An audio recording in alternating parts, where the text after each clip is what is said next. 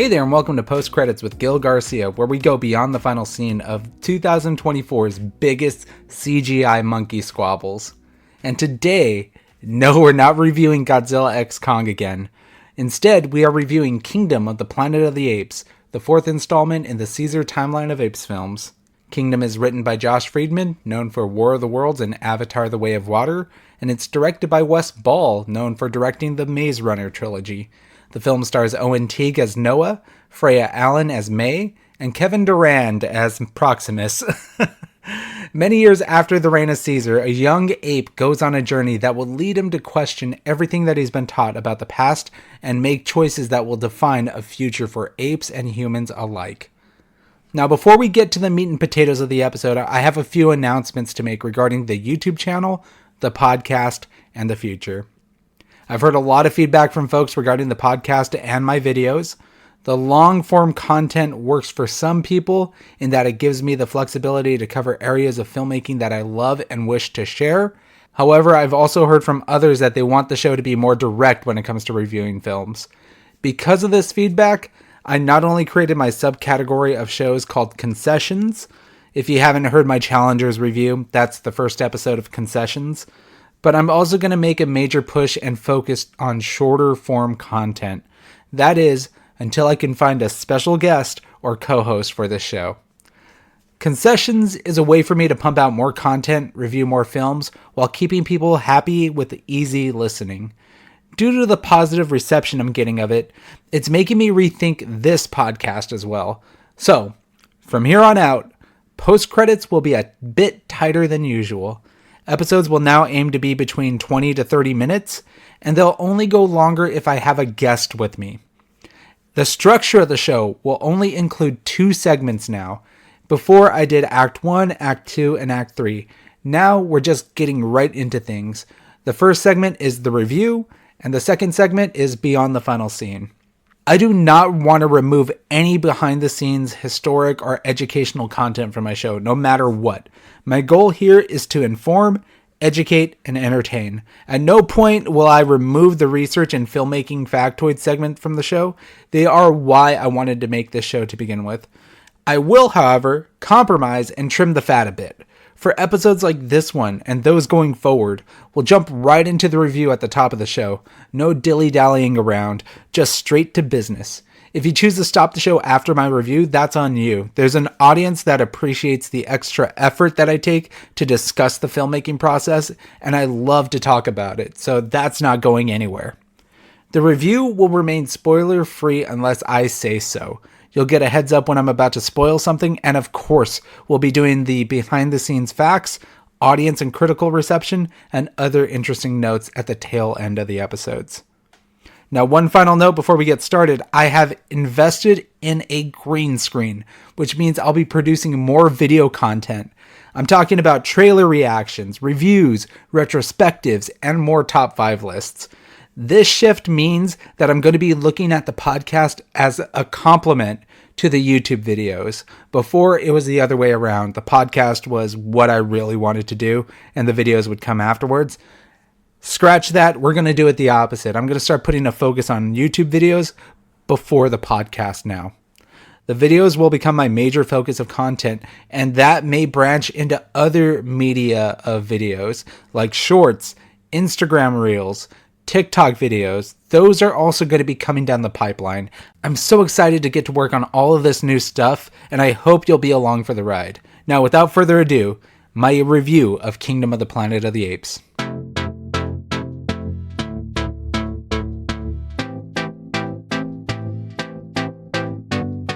In an age where unnecessary sequels are becoming more and more common, I'm talking about Toy Story 4, Space Jam, Matrix Resurrections, and Zoolander 2. The Caesar trilogy of Planet of the Apes was one that I felt fell into this category. In the pantheon of great movie trilogies, what the studio was able to accomplish with Dawn, Rise, and War for the Planet of the Apes was special and incredibly underappreciated. The realistic computer graphics of the apes in those films was revolutionary, spearheaded by an Academy Award-worthy motion capture performance by Andy Serkis. The films did something that none of the other films did in the Planet of the Apes saga, and that was following the perspective of the apes themselves. We have seen it before with the Charlton Heston versions, where the apes are the villains and the humans are in over their heads. Same can be said about the Mark Wahlberg film of the same name that came out in the 2000s. Dawn of the Planet of the Apes really set a new bar for what the creative forces can do with this IP. It showed incredible, picturesque CGI, an empathetic and tragic story, and a world that blends the moral lines between what makes humans and apes different, and even worse, what makes them the same. The major theme of the films being that the human condition is the disease which brought about our own destruction. Kingdom of the Planet of the Apes takes the lessons that we learned from the prior 3 films and looks to do something new and unique with the formula. A major concern of mine heading into this movie was that it was going to retcon what made the previous film so special for just an easy, quick cash grab. That the need to dip back into the wellspring once again would be dry of ideas and places for the franchise to go. To my surprise, Kingdom of the Planet of the Apes avoids the disservices brought on by The Matrix Resurrections and other unnecessary sequels. It doesn't solely rely on member berries or nostalgia trips. The bloodline of Caesar's reign from the previous films is still at the core of the story, don't get me wrong, but it still finds its way to carve a new beginning for these apes and humans. I really loved the decision that Ball and Friedman made to set this movie generations after Caesar. It allows for the creative juices to grow more organically and freely. The new apes, like Noah, Suna, and Anaya, are extremely well fleshed out and easy to root for. This trio comes from a tribe of apes that rest in the remnants of Los Angeles. They stay to their own side of the Hollywood hillside and remain secluded from conflict. In their isolation, their tribe raises eagles. They are useful for scouting, scavenging, and combat, of course. I love the bond that these characters go through with their eagles. They follow a strict moral code that prevents them from murdering a nest of eagles, but instead invites them into their flock. Noah is our main protagonist. We see his humble beginnings as a young troublemaker among the tribe. He climbs higher than he's supposed to, gathers a torn piece of cloth from humans, which they call echoes, and seemingly has a conflicting relationship with his father, the tribe leader. In this story, we see Noah go from a naive, angsty ape into a reluctant leader and savior of his people. The other central protagonist of the story is May, a silent but curious human figure following Noah's tribe. May is portrayed by Freya Allen, known for the Witcher series on Netflix. May has to carefully toe the lines between being a de-evolutionized human being and a bastion for humanity's safety. Her intentions are always carefully hidden as we learn more about her. The more we trust and empathize with her, the less we actually know about her. Freya does a great job of performing this role mostly through her facial expressions and physical acting. She is, after all, performing a mostly silent role amongst a group of actors in CGI suits acting like apes. Now, without giving away too much about what they do with this character by the end of the picture, I'm completely fascinated as to where they're going to take May in future installments. The mystery surrounding her intentions has bigger implications as to what ultimately will become of this new era of Planet of the Apes films. The biggest obstacle in the way of May and Noah is a character by the name of Proximus Caesar. He's a vicious ape leader who's leading a tribe of apes along the coast of San Francisco. He's looking to capture and enslave lesser tribes to help him obtain the ultimate power in this dystopian world. Proximus is played by Kevin Durand. No, not Kevin Durant, the basketball player. Durand is most well known for playing the Blob in X-Men Origins Wolverine. He was also one of the Tremor brothers in Smokin' Aces, and he plays that Elon Musk wannabe in Abigail. He's an imposing villain for these characters, drawing inspiration from both Julius Caesar and Caesar the Ape. He selectively uses the teachings of Ape Caesar to establish dominance, and in a way, uses his name for blasphemous reasons. Although he has many opportunities to kill the central characters in the story, he has a side of him that still communes with ape kind. But push come to shove, Proximus will have no issue with killing his own kind to get by in this world. I think for the limited amount of screen time that Proximus has, Kevin Durand does a great job with his performance capture to make him memorable and imposing. Even though he is evil, there's an aspect of what he's trying to accomplish that does benefit the apes and his tribe. He's a bit more fleshed out than I expected, and definitely a little bit more fleshed out than Koba from the previous movies. The supporting cast in this movie is also really good, and as I mentioned before, Suna and Anaya are two characters at the heart of Noah's journey. As his best friend and his love interest, Noah's entire motivations hinge on his ability to save them from Proximus. Anaya, in particular, endures a heartbreaking amount of strife during this movie. He's mistreated by everyone over the fact that he's constantly afraid. He's mocked in his own tribe, he gets beaten and emasculated by Proximus, and doesn't have the physical prowess to defend himself. The model of Anaya is also a beautifully expressive creature. In just the eyes of this character model, you can read so much about who this character is. Anaya is one of my favorite characters in this movie. There's also one more side character I want to talk about before we discuss the action and the technical achievements of this movie, and that is the character of Raka. Apart from the trio and his tribe, Noah befriends both May and this character Raka. In most stories, Raka can be seen as an expository dump onto Noah, but his own character motivations are earned in this movie. He's the last of an orangutan culture that worships the teachings of Caesar. Lessons like together, strong, and ape, not kill ape. He invites the audience into the backstory of how the apes were once companions of humanity, until Caesar led them to their liberation. And in Caesar's teachings, Raka shows compassion for once again instilling the coexistence between humans and apes. Raka is wise, honorable, and it is the best form of exposition dumping I've seen in a movie in quite a while, and it's because he has actual ethos and pathos behind him. Given all that we've learned about these characters, you may ask, is the movie at least entertaining? I say yes. It does have to cover a long period of time, though. It has to pull together so many new character introductions as well as new locations and factions. It is a slow burn for the casual audience, I'll put that out there. It establishes these factions, characters, and the world with such a deliberate pace.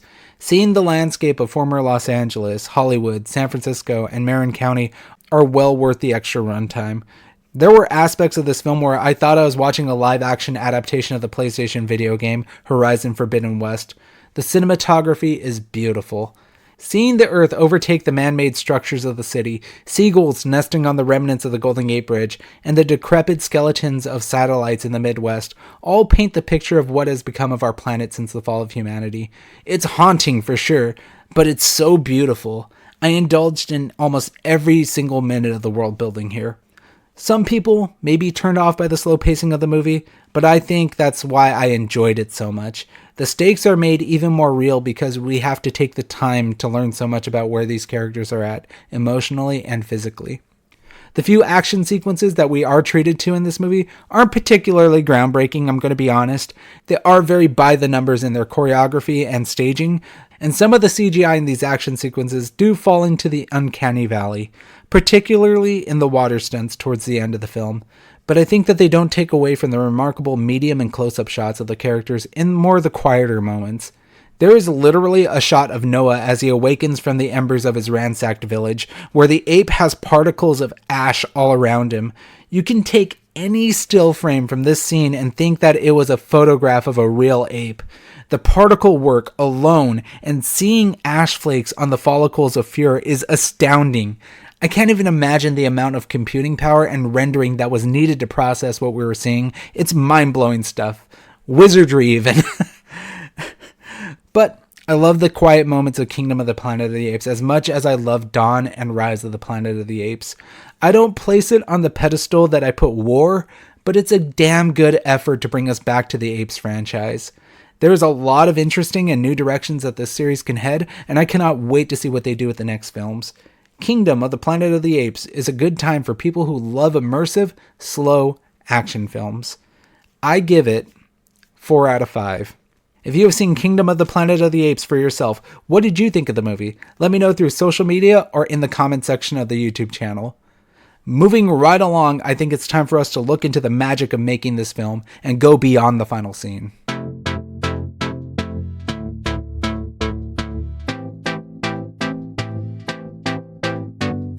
Kingdom of the Planet of the Apes seems to be doing well for itself at the box office, taking the crown as the #1 movie in America on its opening weekend, taking in $57 million. With its projected $58 million opening, Kingdom falls shy of expectations, but it's exactly where 20th Century Studios wanted it to land.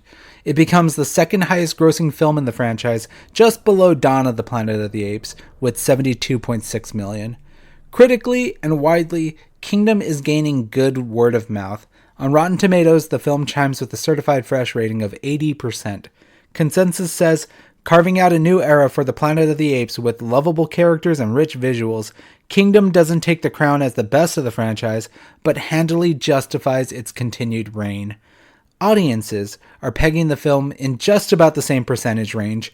Kingdom received 79% positive reception from audiences, with the most detractors claiming that the film is too slow for their enjoyment, criticizing the film for being an unnecessary sequel, and I don't even want to entertain the idea that people are calling this film woke.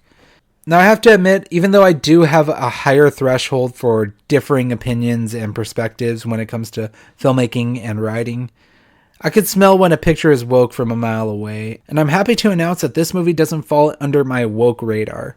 Despite what some people may think when they look at the poster, this movie does not go by any of those stereotypical woke tropes. Trust me. Now, as a staple of my show, it's time to now look at the filmmaking factoids behind Kingdom of the Planet of the Apes. The first factoid comes from director Ball. He originally pitched this idea of coming back to the franchise as Apocalypto, but with apes.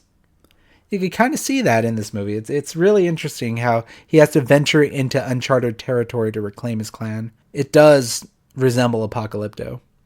The next one. Now, Raka calls May Nova when they first meet, stating that all the apes name all humans Nova. Nova was the name of the mute human adopted by Maurice in War for the Planet of the Apes. Nova is also the name of Taylor's human mate in the original 1968 Planet of the Apes film.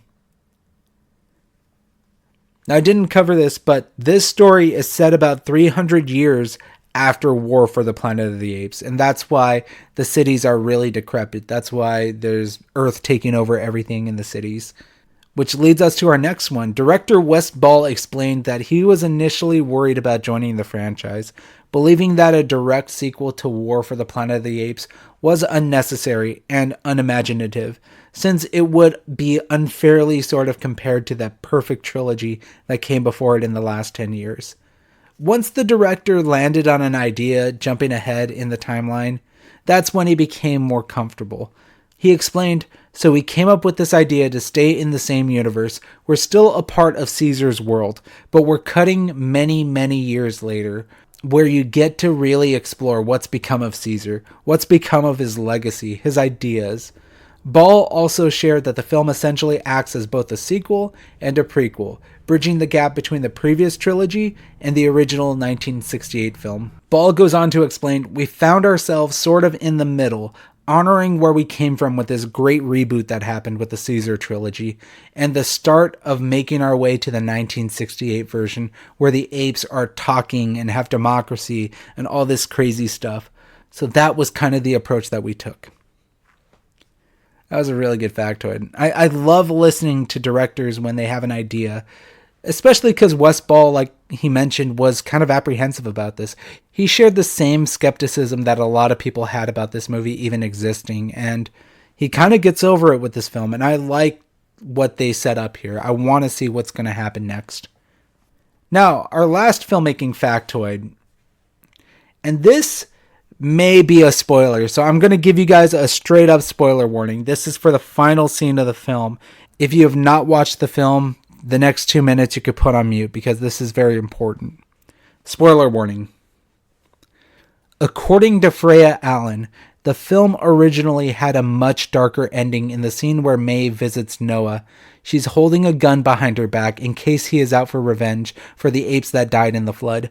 It comes across as a precautionary measure, but Allen revealed that the implications of the scene were originally going to be much more sinister. May went there specifically to kill Noah. Allen explained, in the scene that I shot, May was going to go there to kill him because he scares her. His intelligence scares her. May doesn't want to kill him, but she feels like she has to. Originally, You see her pull the gun on Noah, but his back is turned to her. And so you think, oh my God, is she really about to shoot him in the back? May is crying as she's doing it, and then she doesn't. The minute he mentions Raka's name, she puts down the gun. But then in the edit, they wanted it to feel more subtle, and I honestly way prefer what they've done with it. It's so much smarter and really allows you to think more, so it becomes a very emotional goodbye with one tragic, lingering doom. I'm going to be honest, I kind of agree with Freya Allen on this point. I think I like the ending of this movie the way it is. That darker ending probably would have been a bit too bleak for audiences. And it still is a bleak ending to this movie, but at least there's a little bit of agreement between our main protagonists. They aren't just enemies right as they leave. So, there it is. That is my review of Kingdom of the Planet of the Apes. Do you guys like the new format of the show? It's a little bit tighter, a little bit shorter, but I think it gets the job done. Leave me a comment on social media when you hear this episode. I want to know what you think. You could always reach out to me there. You can find me at PCwithGIL on X and Instagram. On YouTube, subscribe to the channel so you don't miss an episode and all the new video content that I'm going to be producing. Next week, we're going to tackle I Saw the TV Glow, which will be episode 2 of my Concessions series. So I hope you listen to that 10-minute episode about what I thought of the film. I hope you guys like the new shorter format, and as always, go catch a movie.